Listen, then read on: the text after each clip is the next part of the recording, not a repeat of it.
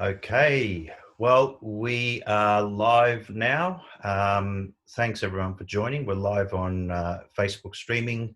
We're also here on Zoom. Today we have Chris Nobbs from Parts Plus Australia. Thanks, Chris. And we have Mark Gamble from PRP in the US. Mark, thanks for coming on to this session. I know it's a little bit late over in the US at the minute. Chad Councilman. Chad, how are you going this morning? Doing good. How are you? Very well, thank you. Very well. So look, thanks for joining. We've got a really good session today. I think it's very, very relevant, obviously, to what's happening out there these days. You know, the buzzword at the minute, if I can call it that, is, you know, COVID-19, causing some challenges, some opportunities, and certainly it's something that, as an industry, I think, yes, is causing some challenges, but at the same time, as I've said a number of times now, I think it will be a really good opportunity for the industry moving forward as economies are subdued somewhat because of the challenges economically. So Parts Plus and PRP Australia. Chris, can I introduce you? Parts Plus is a group of 14 members now in Australia. I've got some history with Parts Plus, having been part of the Parts Plus group in the early to mid 2000s when I was still involved in the APR business. So tell us a little bit about where Parts Plus is now and yeah, what it looks like for the future. Oh, okay. So Parts Plus, yes, was originally set up in '93. So it's been going quite a few years. I think in its peak, it had quite a number of members and then pulled back. We are what I would call a more selective group. We are 14 in total. We have coverage in Victoria. In New South Wales, we have the most of our members. We have about 7 members there. And then in Queensland. So, and South Australia, of course, with Black Diamond. So we've worked on trying to get like-minded members together. We work very heavily on a charter where we can deliver the best for those members. And I think we're getting some really good runs on the board there. And we'll talk a little bit more about that as we go through. Our plan is not to become 100 large and have everybody and anybody in our group. We think there is definitely capacity for growth, and particularly in areas where we don't have great coverage. So we would like more membership in those areas, but we want to be selective and select like-minded business owners that can work within our group. Excellent. Thanks, Chris. Mark, over to you. Tell us a little bit about PRP. We've heard a lot about PRP over the years doing the URG conferences and ARA and other such things, and sort of had a bit to do with a number of different PRP yards, but it is a little bit distant from Australia, obviously, and I think there's a lot to learn from what you're doing over there. So can you tell us a little bit about PRP and where it's going? Sure. I've been the executive director of PRP for 5 years. PRP kind of started in, about 15, 20 years ago, and they were broken up into regions. So you had a PRP West, you had a PRP Mid-Atlantic, PRP Midwest, which is the central part of the country. Then you had a PRP Northeast. And then they started working together and realizing the advantages that came with trading. So out of those kind of different regional groups, we started to, you had a couple like the Mid-Atlantic, the Midwest that joined, then the West joined, and then so it all became kind of a national group that ends up making up about 105 owners, operators with about 130 facilities. And then a subset of that, we've got about 90 facilities that are part of a group trading transportation network, and that covers about 35 of the states. It basically goes from the East Coast all the way as far as like Kansas City, Denver in the Western U.S., but the group as a whole covers all the continental U.S. as well as Alaska. Excellent. So I want to pick up on a couple of those things there. So certainly the piece about the trading, I think, is critical. Something that we, from an Australian, New Zealand perspective, can learn a lot from. There's no doubt about it. In the UK, we've got some listeners on from the UK at the moment. Certainly, I think there's some super opportunities in the UK with some of the stuff that I've been doing over there with the likes of eBay UK and the Vehicle Recyclers Association. I think there are really, really good opportunities for some inter-trading in that UK market. So that said, Chad, have you got any questions for either of the guys before we sort of dive in with some of my questions? Well, I kind of wanted Mark to expand on brokering, and I don't know if you know the exact numbers, but what percentage of total sales is a member's brokerage sales? Do you have that number offhand? It really depends on the facility. We don't just have, like you would think, PRP, there's 130 facilities. There's 4,000, salvage facilities in the U.S. or approximately. You would think that we're not just big facilities, but we're small facilities, we're rural facilities, we're urban facilities. So it really depends. There's quite a mix, and I think that's what strengthens our ability to do what we do with the trading. You've got facilities that I know that are very heavy into the brokering. They don't buy a whole lot, but they take advantage of the system with 89 other members at their disposal. They buy a lot of vehicles. So they're probably in the 65-70% brokering range. Well, then, we always like to think of a good mix as at 50-50, that kind of, where you're buying vehicles, supplying vehicles to your partners, but also doing a decent amount of brokering. But then on the other hand, we've got, some facilities, and depending on what areas of the country there are where the supply is very price positive for them, and also where there is a lot of supply, and they're probably more on the 60 to 70% swing with the supply side. So we run the gamut on there, but generally when we're looking at evaluating new members that come on, we kind of that sweet spot tends to be that kind of 50-50 split. Gotcha. Chris, do you have any comments about brokering and what your members observe?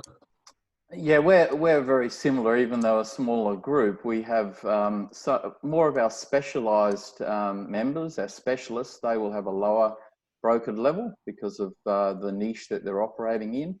And some of those are probably sitting more around the 20% maximum brokering.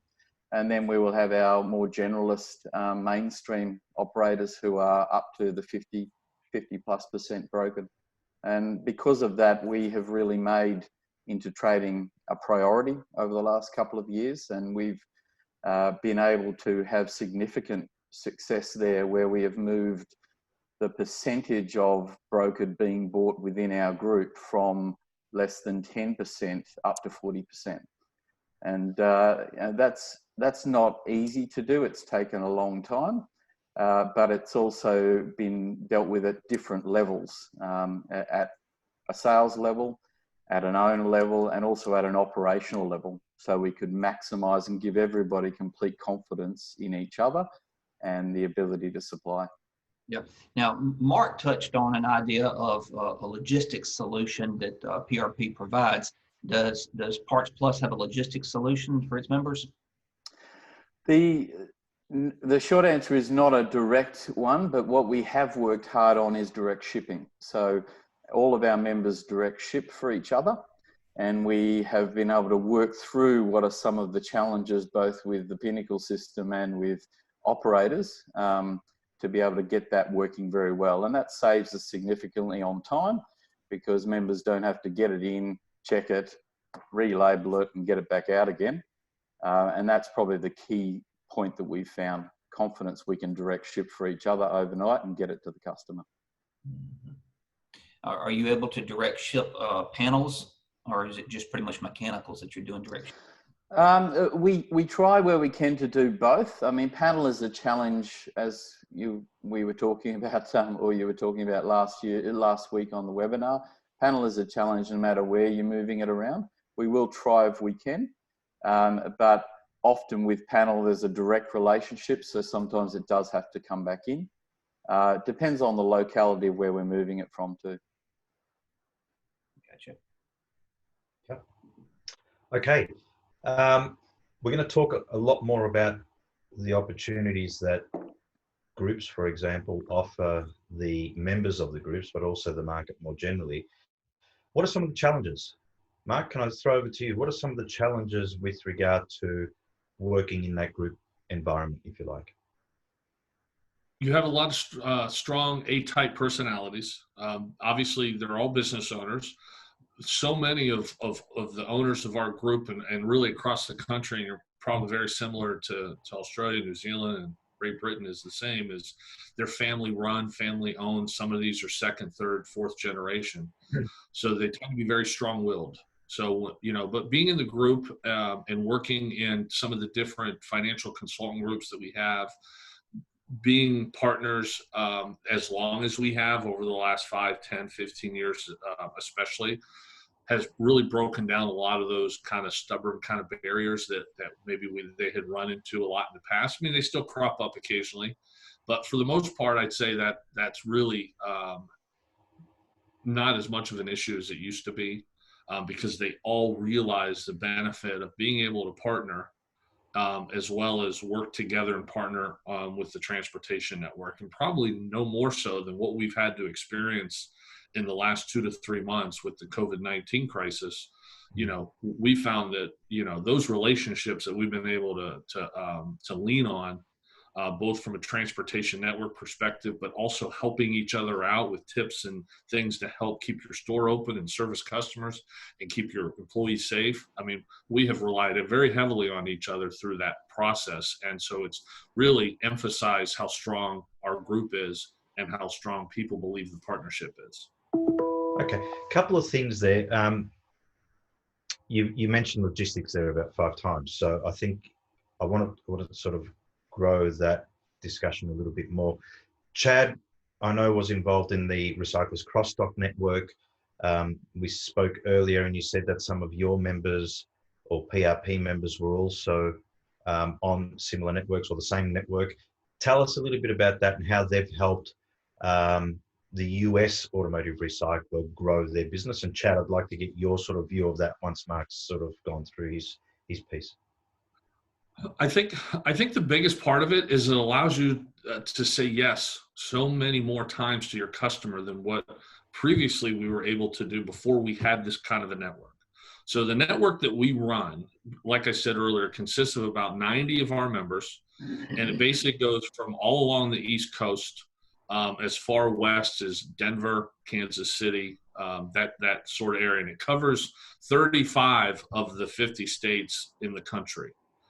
We trade over 60,000 parts a month, and we travel quite a bit of distances over that time frame. We run 5 days a week, average usually 20 to 22 days a month. So it's pretty significant in the amount of trading that can happen. So basically, if you're servicing your own market in the past, you could probably say yes 40 to 50% of the time when a customer called in for a part.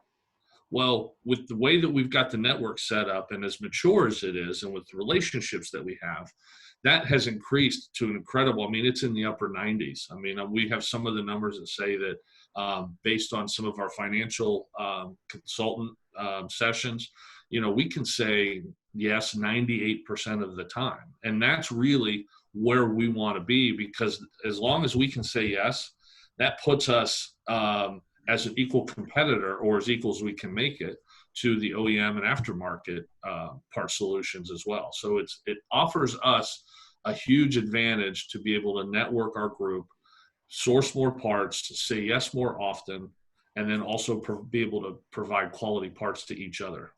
Yep. And I'd like to touch on that too. With my operation, before we joined the cross-dock, this was 5 or 6 years ago, we were always hovering in the 42 to 45% in-stock lookup ratio. You may get to 46 or 47 if you really had a good month buying. But the truth is you're saying no half the time, because you only have the part in stock half the time, unless you're brokering. When we joined the cross-dock, and it ultimately grew to 36 or 37 before I sold the operation, but we got our sales up. But what happened is part availability rate went to 90.1% throughout the network. Even though my in-stock lookups may have only been at 45%, part availability rate was at 90.1%. So when we looked the part up, we could still broker it and make the sale. And because the logistics system that I was a part of could move the part so rapidly, we never even told the customer that the part was being brokered. We just said, give me your purchase order number and I'll have it to you tomorrow, because we had confidence in the system and knew the part would be at the dock tonight and then the part would be delivered to the customer tomorrow. And the customer did not need to know that it was being brokered from another yard. If there was a question, we always just said it's a warehouse in another state that we're grabbing it from. And its logistics system allowed us to grow the operation radically, is what I'm getting at. And that part availability rate being above 90%, you become the only call that that customer makes, because they realize they can call you and you say yes 90% of the time. There's no need to call anybody else. So brokering radically increased our sales over the years. But there's two things there, right? There's brokering and then there's the logistics. Yes. A lot of people do brokering here in Australia, and they broker quite successfully. And then there's a logistics piece. So talk to us a little bit about not the difference, but how one complements the other, because you can do brokering, as many people are doing here in Australia today. Chris Nobbs said before that from a Parts Plus perspective, they're trying to do a lot of direct shipping, which makes a lot of sense. That could exclude some components because risk of damage, if you like, or whatever the case is there.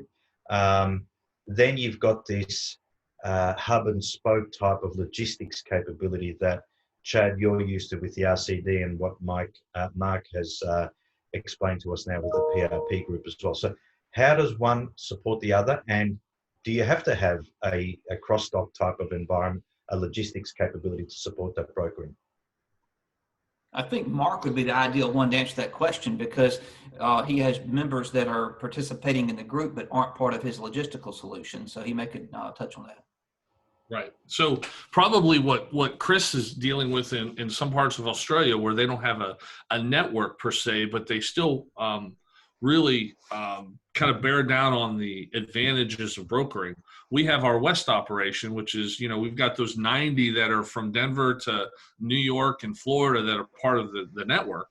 Then we also have about 20 that are part of our group but aren't part of logistics. And the reason is because that western part of the United States is so spread out, and it's just almost impossible at this juncture to put a logistics network in place because of the huge expense and the amount of miles that you would have to drive to be able to deliver parts. But we still are very successful in the brokering aspect with our West group, because they have strong relationships, they trust each other. We have very specific guidelines on the parts that are shipped and the shipping guidelines that we have to follow. And they also offer each other a very consistent discount that also helps the sale of broker parts. So yeah, we've got two different types of systems, and one has proven to be exponential in the amount of growth that you can have.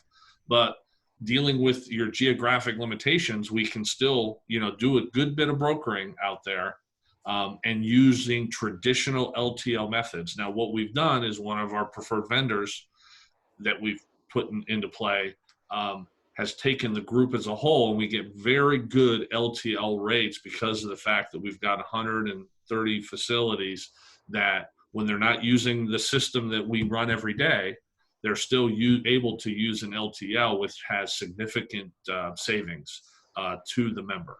So it's proven to be very successful as well, just in a different kind of environment that we had to kind of shape based on the expansive, coastline that is the West Coast for us.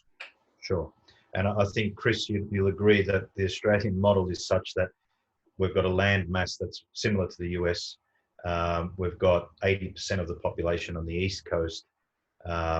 Western Australia becomes challenging at times because it's so far away and the population there is low. But certainly there are opportunities, I think, that I see there, Mark, that could be put in place. So, Chris, over to you from a perspective of brokering and fulfillment rate, if you like.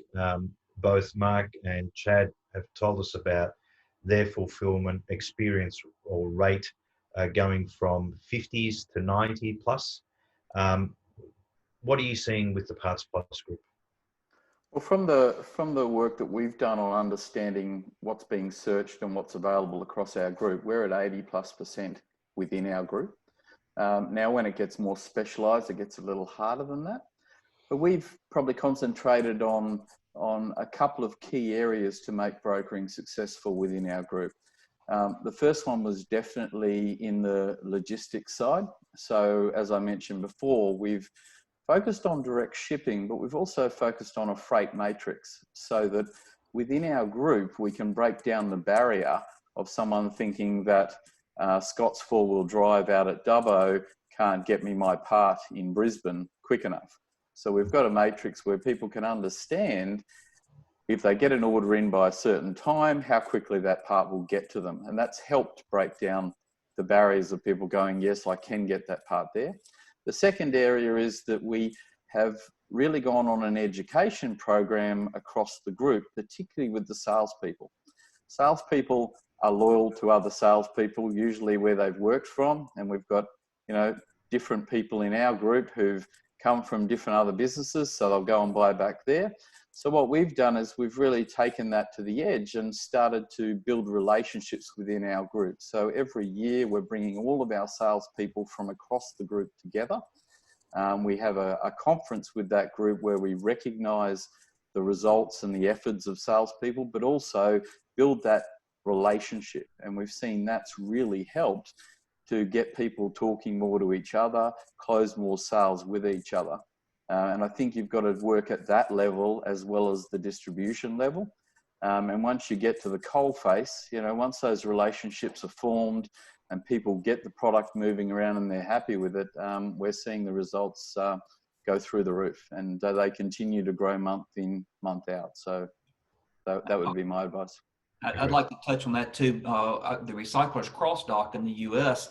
Would host an annual training conference for the salespeople in February timeframe. Seemed like it was always around Valentine's Day when it kind of was. And all the salespeople would gather up, and we'd have 130 to 150 salespeople at this particular meeting. We'd bring in Mike Kunkel to be a guest speaker, and he'd give some motivational speeches. We would come away from that, and what we found is that there was relationships created at that one-day event that spurred an increase in volume that was being traded, whether it be selling or buying from my operation. It was a radical increase. And so that event hosted by the group and casual, sit down at the bar, share a beer together, whatever it may have been, generated relationships that exponentially grew sales. And so you hit the nail right on the head when you said that. And those group meetings and just building relationships are incredibly beneficial. I think I agree 100%. One of the things we did with the there's another small group here in Australia, 6 odd yards, that share a lot of their data with one another. We ran a training event for them here in Melbourne some 2 years ago. And it's exactly what we did. And the results of that was super, super good. So, 30 or 40 salespeople coming from all around Australia for a day. We did dinner, we did some drinks, and, the salespeople had to talk to each other every day, but they really don't know one another outside of over the phone. And that was a real enabler to sort of help them, meet in the middle and sort of say, okay, now I've got a face to a name. So I think that's critical. One of the things, though, that I'm going to come back to now is we've spoken there, Chris, about training, and Mark, you spoke about professional sort of financial sort of analysis of the group. And I know, Chad, that you've done a bit there. You mentioned Mike Kunkel, for example. Training. I'm going to come back to it. Training in this industry is something, especially Australia and New Zealand, from my experience. Most yards in these markets don't invest in that part of their business. Some do, but most don't. Tell us a little bit about, Mark, if you don't mind, from your perspective, what sort of training do PRP members do? Do you organise that centrally, if you do at all? such as that, which Chad just mentioned there about the Recyclers Cross-Dock organising a training event once a year. What do you guys do from that perspective, and how does it help? Basically, kind of our foundational document, we have a membership and operations guide, and it basically walks through our organization. It talks about our structure. It talks about all of how our board of directors is put together, how our committee structure is put together, and all of that. And then on top of that, it also handles all of our shipping and handling requirements and minimum standards. So it's kind of our Bible, so to speak. So it's kind of what we refer to. It's also a document that any facility, whether they've been with PRP for 10 or 15 years, or they've only been with us 6 or a year, they can refer to that document for a number of different things to help them through the learning process. We also always set up a new facility with a mentor facility so that they have somebody to talk to, whether it's in sales, whether it's in shipping, whether it's in dismantling, whether it's manager to manager or owner to owner. So we set up those kind of symbiotic relationships. And then we've also been having the annual PRP conference for years. So we do much of the same as that Chris and Chad had mentioned. So we set those up, we bring everybody in, we usually have an owners meeting, and then we have a group setting in the evening for everybody to kind of interact and get together. And then we do breakout training sessions all day Saturday. We break out production and dismantling and sales and owners, and set up different speakers for all of those sessions to offer training. We've done a variety of other things throughout the 5 years that I've been here. We've set up webinar sales training for folks. We've had a couple different versions of that. We offer certain training materials through our own PRP website that they can go on and pull up and get testimonials and actually how-to on maybe how to wrap a transmission and get it ready to ship to another PRP partner. So we do spend quite a bit of money and quite a bit of time and effort on the training curriculum.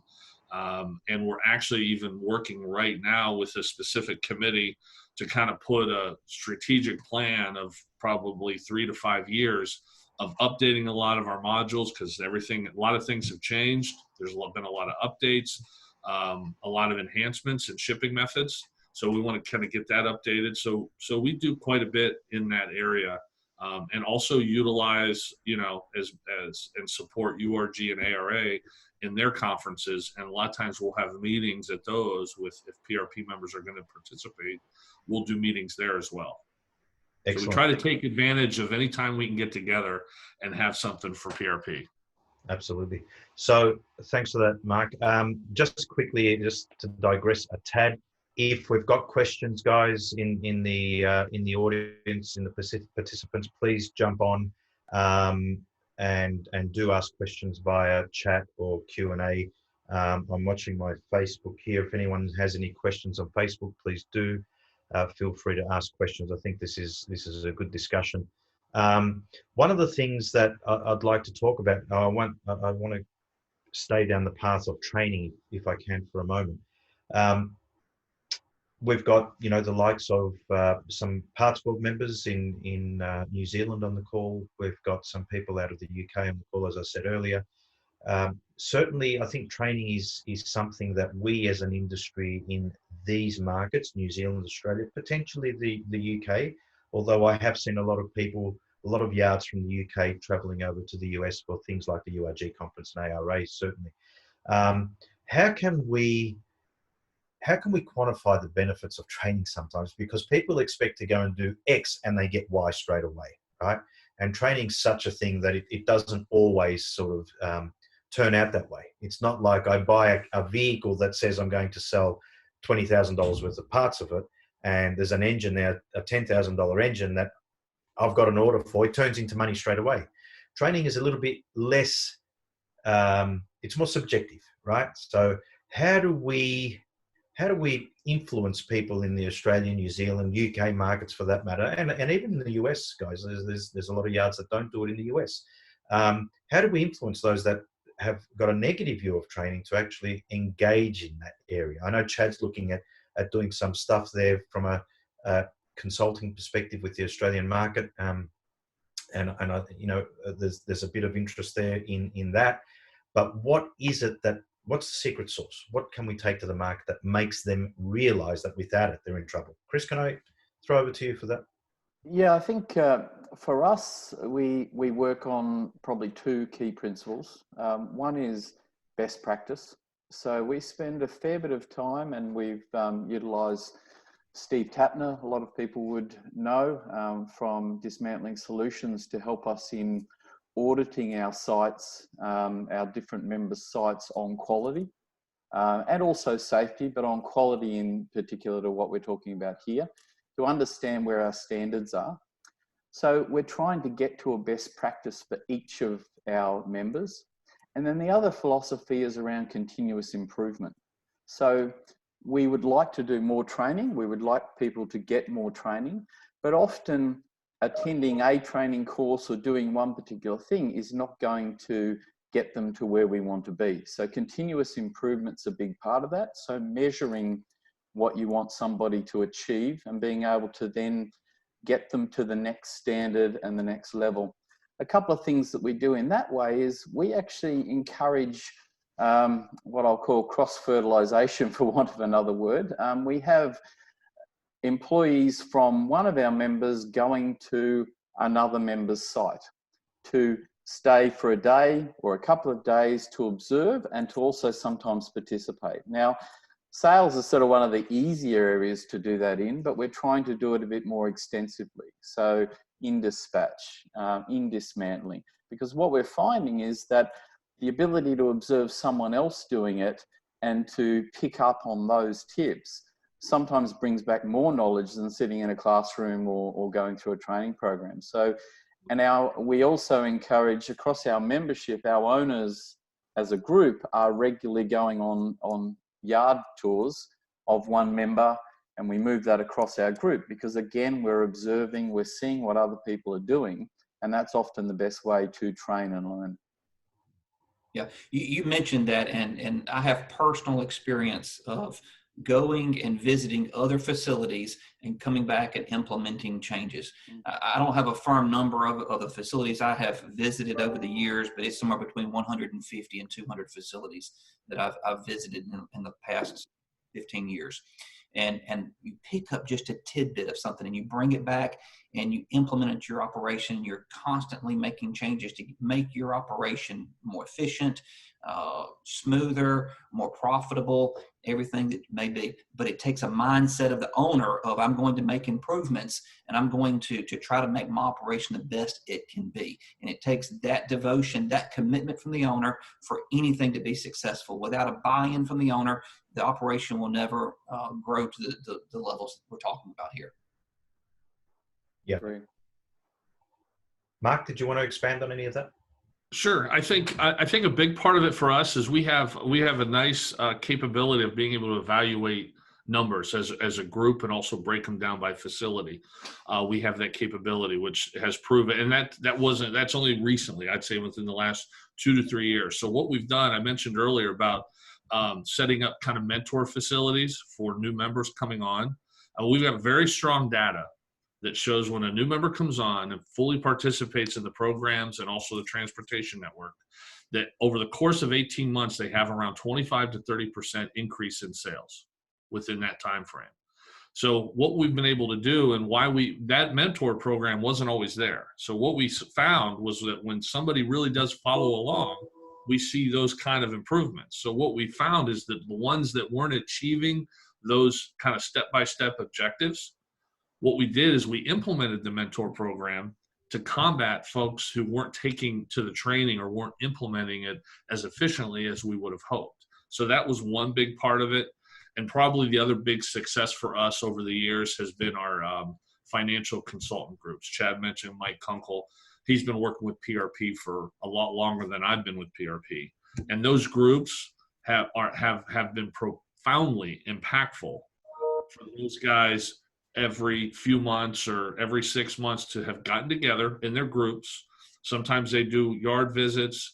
A lot of times they're in a room and they're going over each other's numbers. And so they just take so many ideas away from each other, just like Chad mentioned, where you're going back to your facility and implementing something that has already proven to be successful with a peer of yours. and you bring it back to your facility, and it ends up being a great tool for us to work together and train each other.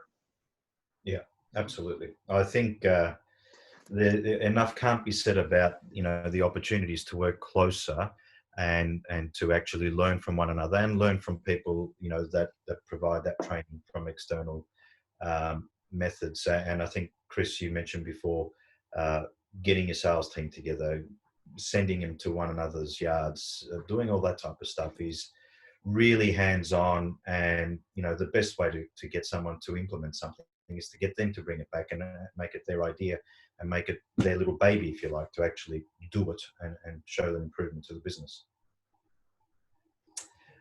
Okay, so we've spoken about a number of the good aspects. We've talked a little bit about the alpha male challenge from a PRP perspective, and we've probably got that here. I experienced it when we were part of the Parts Plus group directly.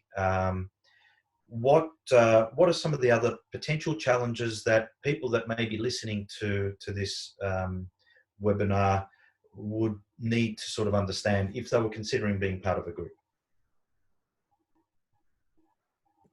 I would say probably the biggest thing for PRP, the biggest challenge is being prepared for when you join a group, you're going to get a lot of things coming at you from a lot of different directions, and you're going to probably have information overload.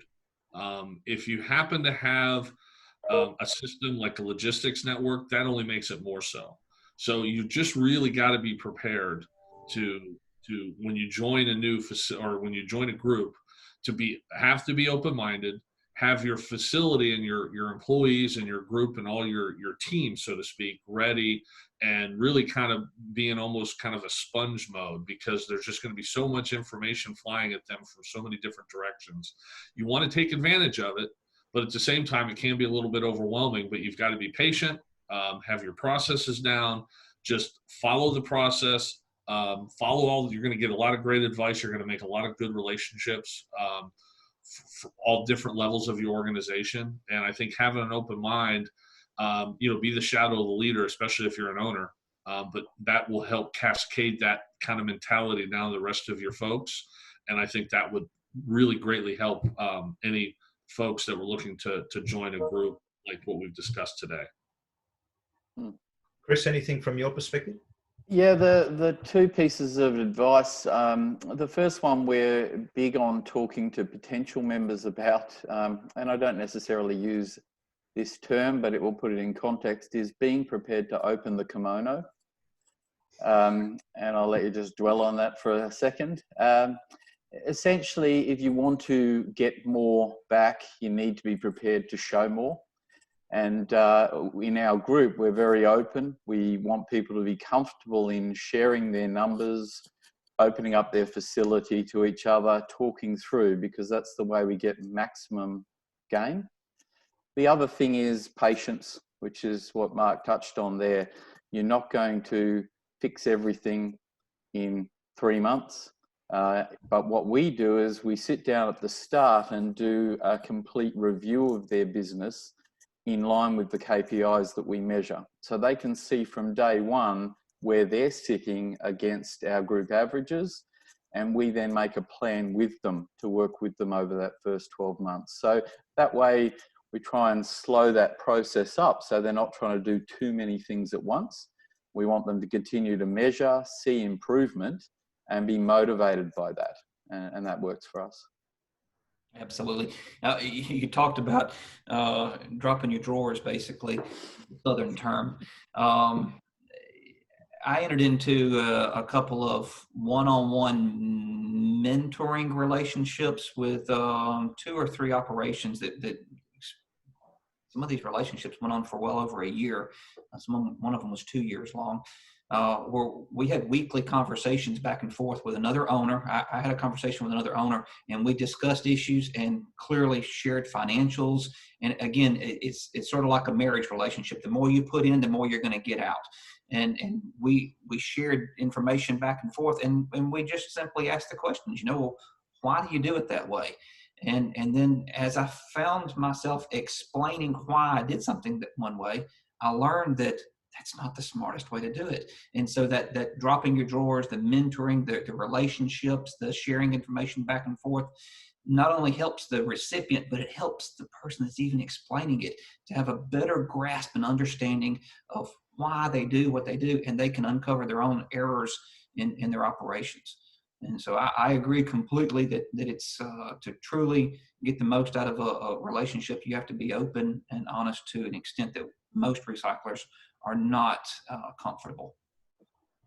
I think it's a matter of comfort, Chad, and I agree totally with the comments that everyone's just made there. It is about being comfortable. It is about sort of having an element, there is trust. You need to trust one another to be able to do this type of stuff. To be able, and I think, Mark, your point about, you really vet potential members coming through, because in order for them to be successful or to get value out of being part of the group, they need to be ready to be, to learn. And Chris, open the kimono. At the end of the day, they need to buy into something, whatever that is. They need to buy into it. I'll be open here. I mean, I was on the phone with someone yesterday, and Chad heard me in the office, and they were asking me about the Pinnacle system, for example, as a potential new user, and I actually said to them that, look, I don't think it's right for you. To be totally honest, I don't think it's right for you. Why? Because they weren't ready to make the changes in the business that they needed to make in order for Pinnacle to be a success. They weren't going to do the things that they had to do to make sure that they received the benefit out of the investment they were going to make in this system, in order for them to actually see that better. I mean, that it wasn't going to happen. So sometimes it really is about looking at who wants to join or who wants to be part of something. And unless they've got an attitude, or they are willing to make the changes they need to make, long-term changes. It's not about do it today and I'll see it tomorrow. They're long-term strategic changes people need to make in their business in order for them to reap the benefit of it. Not in 3 months, in 6, 12, 18, 24 months and beyond. Then I think, they're going to struggle with seeing success or making it a success.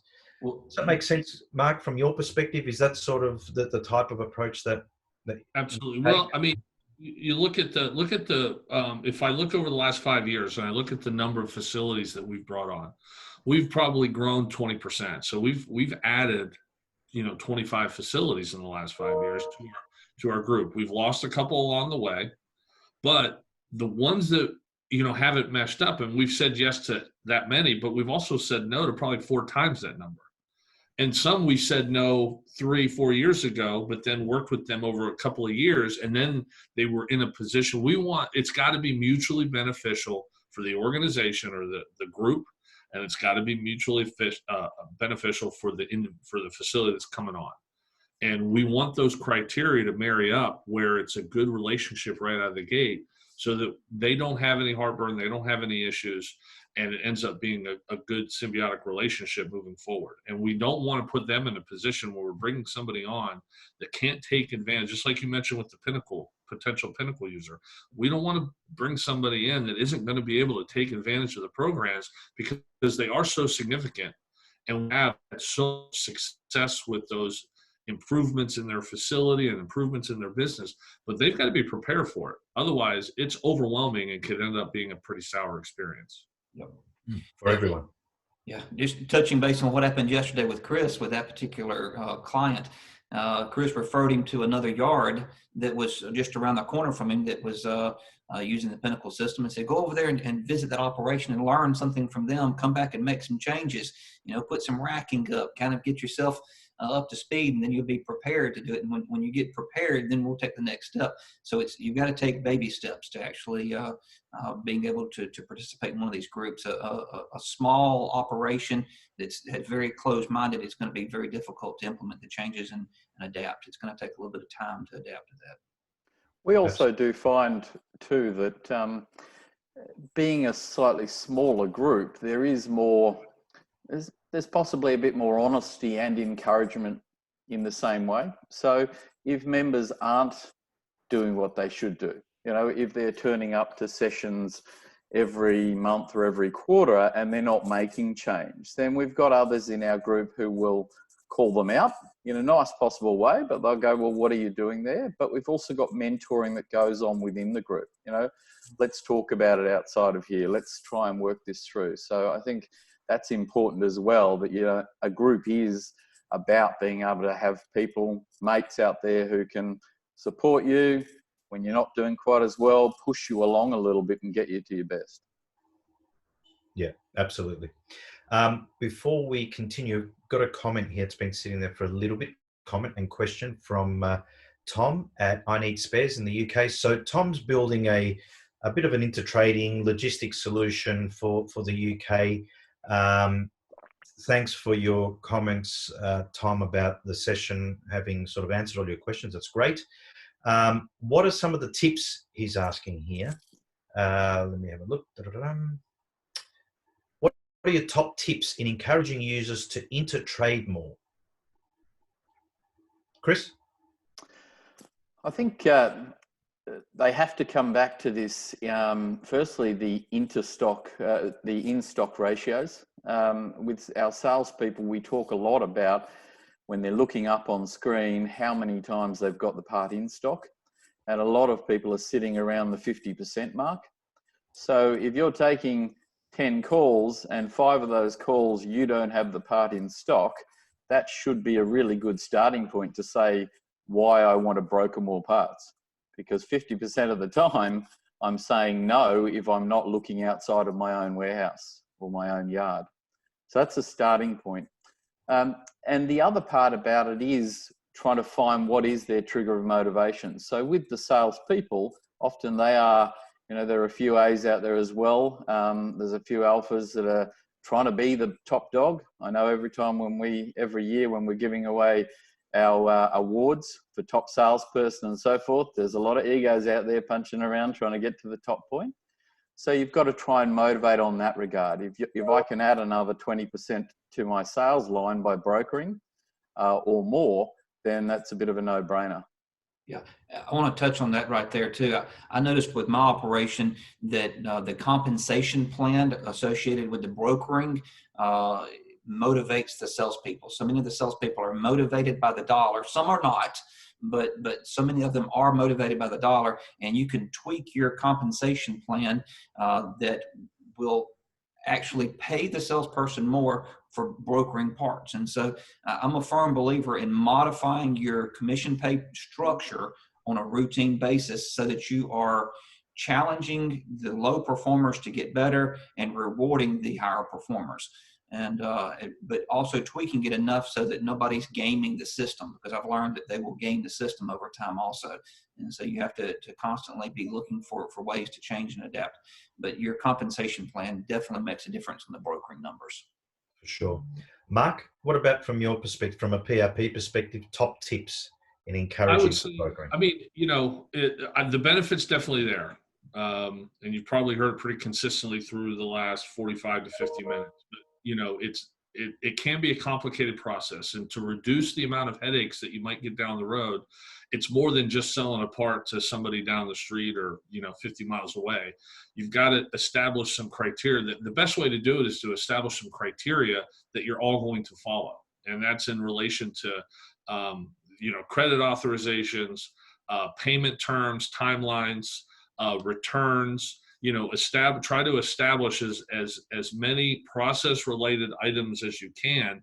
And so that you all agree on a certain level of performance with each other and a certain level of quality and a certain level of standard operating procedure as you get into those types of relationships. Because as long as everybody's following the format, and, you know, there's going to be mistakes that are made, but by agreeing to those those standard operating procedures ahead of time, that will greatly reduce a lot of the headaches that you might get down the road that will create some issues between salespeople, between sales managers, and between owners. So that, I would say, definitely do your homework on the front end as you're developing these relationships. Yeah, yeah. So, Tom, I think having listened to all the guys there, certainly one of the things that we used to do a lot, and I know the business still does it at APR, the intertrading and brokering is a big part of the business because it makes sense. Yeah, at the end of the day, you've only got 50% or 40% of what you requested. You've got a 50 or 60% opportunity to increase that or to get that sale, and the customers called you.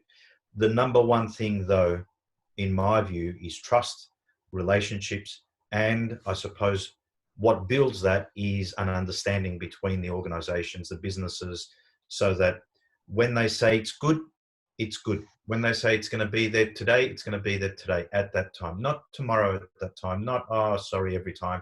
It needs to be such a relationship that, you know, when you broke it apart from Chris's Auto Parts, and he says it's white and in 000, good, perfect condition, it actually is. And if it's going to be there at 3 o'clock, it's going to be there at 3 o'clock. And I think this is where the cross-stock or the logistics capability that Chad and Mark were sort of talking about earlier, where all of the product is shipped into one location every night, and then everyone meets there and distributes that product out from that location, a spoke and hub type environment, in a controlled environment, not in a third-party logistics TNT / toll sort of environment where the bonnet gets picked up, or the hood, for your sake, Mark, gets picked up and thrown, and the bottom lip gets bent because they don't know what they're doing. It goes from one truck into that yard's bay, if you like, and then that yard picks it up and puts it onto their truck, and they basically swap parts around. I think all of a sudden what we're looking there is at actually changing something within the current supply chain structure, as opposed to saying we want to do this better. We're actually doing something to make it better. And I think that's critical. We need to somehow get into that game. So I think relationships, trust, that's built on service levels and a good understanding. And I think, Mark, you hit it on the head. What are the rules of engagement? And are we prepared to meet those rules of engagement? Let's sign on the dotted line, so to speak, to say that we will meet these minimal guiding principles. In the Parts Plus world, you know, they have a charter of how they're going to work with one another, I suppose. And Chris, I believe that probably, correct me if I'm wrong, but that probably includes delivery capabilities and, you know, intertrading sort of agreements. Yeah, it's very much about, we use the term owning the part. So in a lot of ways with intertrading, it's about making sure that that customer is looked after, and that's often a member that we're intertrading with there. And owning the part means that if there is any issue with the part, we fix it. It gets done quickly. We don't want people within our group thinking, oh, it's just too hard to trade with one another. We get it done, we move on, because we know the volume we're doing with each other will make that up. And that's important. It comes back to that point about trust, but you have to fix it. You have to own the part and get it working that way. And it doesn't always work perfectly, but we're continually improving it. And we want to know. So if something doesn't work, if it gets there damaged, if the process falls down in some way, we've got a good feedback system so we can then talk about it and fix it. Chad, any more comments on the intertrading piece? Something we have not touched on that I kind of would like to hear Chris and Mark's opinion on, or the stats on, is returns. You know, returns is an issue in our industry, especially with the panel repairers or collision repairers. The return ratio is higher than it is with mechanical parts for certain. What ratio are your members experiencing with intertrading with return ratios? Is it in the high teens, the low 20s? Where is it at? Mark? I would say we have noticed some improvement. We implemented a new tracking system a few years ago that's been extremely beneficial. It's electronic. It provides shipping labels. Everybody's got a sign on. They can track their own shipments. And we also have a return authorization process. So if you get a part in and the part is either the wrong part or it was damaged en route or you lost the sale, you've got the ability to return that part, put in an authorization to send it back to the shipper. But the shipper can also just say, keep it. I don't want to put it on the trailer to incur another charge, and I'll just give you the credit. So that has greatly reduced the number of overall returns that we had on the system, which when we return, when you lower the return percentage, it also increases your availability on the network to just send original parts through. So I would say we were definitely probably 20% with the back and forth, and we've been able to probably reduce that down around 17 or 18%. So we've seen some improvement. We're still kind of harping on it. We're still review those on a monthly basis. We put a checklist out and show where everybody is on that return authorization process to make sure they're using it, both in sending it back and also authorizing it to come back. So that report in of itself has probably saved us quite a bit of time and money through the system and helping us reduce those. We will want to continue to see improvement there, but we think we're on our way with having the ability to track it more efficiently. Yep. Chris, what is the return ratio for Parts Plus? So we're sitting between 10 and 12%. And we do also have we have a process around small part returns. So if something's under a certain value, we will have a discussion, and often it won't come back through because it will cost us more to move it around the place. But a lot of that emphasis is on the quality up front. So we put a lot of emphasis on making sure parts are tested, making sure they're clean, making sure that they're graded correctly across our group, and we're monitoring that. We're monitoring the reasons for return too. And I think while it's not a perfect world, certainly all of that has contributed to keeping those levels where they are. Our group does not have perhaps as large a panel mix as perhaps in the US with the team PRP. So that definitely helps us in that return or credit rate, but we're quite happy with the 10 to 12. We've got some in our group that are actually under 10, more around the 8%. So pretty good efforts. That's very good. Very good. Okay, we're coming towards the end of the session. I've got a couple of minutes left. I think in the context of what we're talking there about, return rates and panel, I want to reflect on the last show we did, episode 5, which was with Michelle Malik of Body Shop News and Jason Stahl at Body Shop Business, and also Jason Mosley of Ibis Worldwide and Body Shop Magazine. Obviously, collision repair focused panelists. One of the key things, and again, I keep on going on about it, I've said it a number of times, there's a huge opportunity with panel components, both in Australia, New Zealand, the UK, and in the US. And the return rate is something that is a bit of a challenge. Certainly, I've seen yards in the US that are 25-ish% return rates. I mean, it's crazy numbers. It's a huge cost to the business.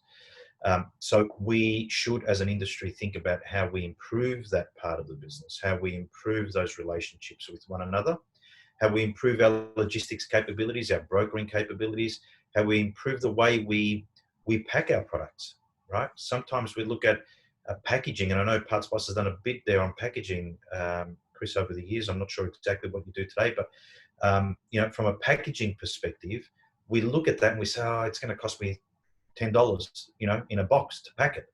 Well, it's going to cost you a lot more than $10 to get it back broken, right? So the actual logistics piece, the handling of that product out, paying for the shipping, even if you think you're not paying for it because you've got your own driver, trust me, you're paying for it, and getting it back to have it credited, you're talking over $100. If you do the numbers, it's going to be $100+. So spend the money up front, get it right, get it looking right.